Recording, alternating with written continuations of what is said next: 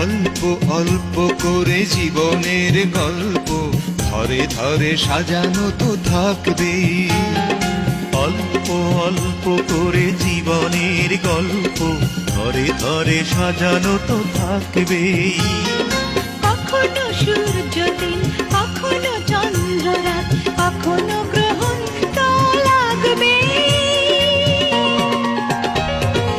অল্প অল্প করে জীবনের সম্পর্ক বদলে গেল একটি পলকে, কে আপন কে যে পর হলো রে। কি হয়েছে কও শুনি।